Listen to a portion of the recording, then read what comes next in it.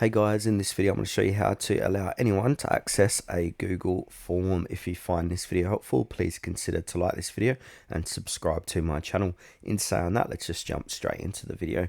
Okay, so the best way to do this is to open up a form. Then from there we need to get inside of settings. So click onto the settings tab, it's near the top of the page. Then we want to go ahead and scroll down and then click onto where it says responses here.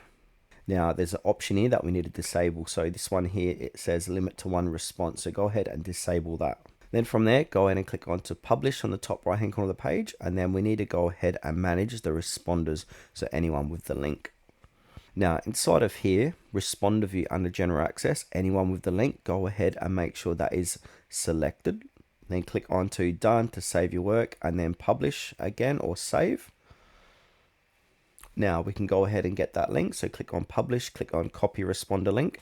Now this link is quite large. So what I suggest doing, just shorten the link and then this is more easier to manage. And then copy this link and you can send that to whoever.